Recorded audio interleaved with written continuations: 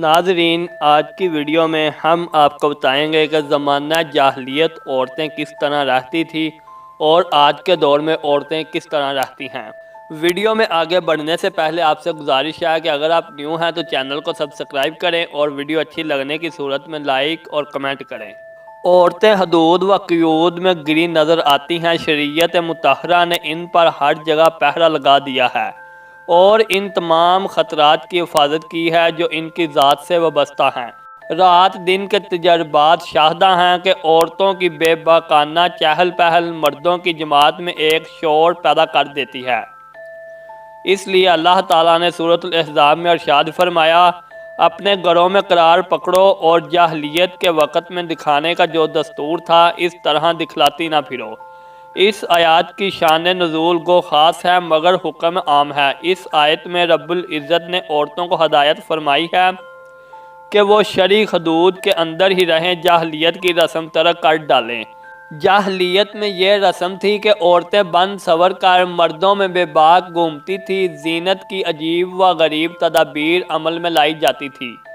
دوپٹہ اس طرح ڈالتی تھی کہ سینے کا ابار، گلے کے زیورات، کانوں کی بالیاں اور ان کی ہیبت فتنہ سمان ہوتی۔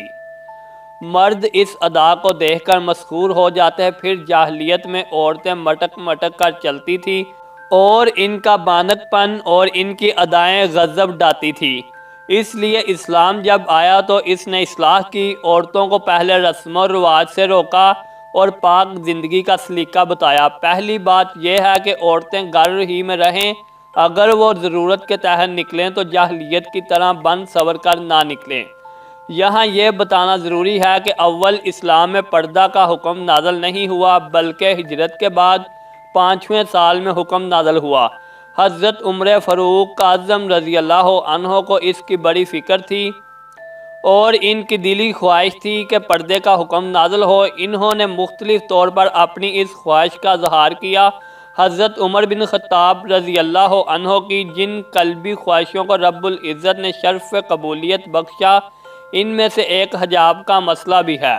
صحیح میں روایت ہے کہ حضرت عمر رضی اللہ عنہ فرماتے ہیں کہ میں نے رسول اکرم صلی اللہ علیہ وسلم سے درخواست کی، آپ صلی اللہ علیہ وسلم کے پاس نیک اور بد ہر طرح کے لوگ آتے ہیں، کاش آپ امہات المومنین کو پردہ کرنے کا حکم دیتے۔ تو اس پر پردے کی آیات اتری اور ان کی اس درخواست کے بعد یہ آیات نازل ہوئی، اے ایمان والو تم نبی کے گھروں میں بغیر اجازت نہ جاؤ۔ دوستو، یہ تھی آج کی ویڈیو۔ اگر اچھی لگے لائک کریں، کمنٹ کریں اور چینل کو سبسکرائب کریں۔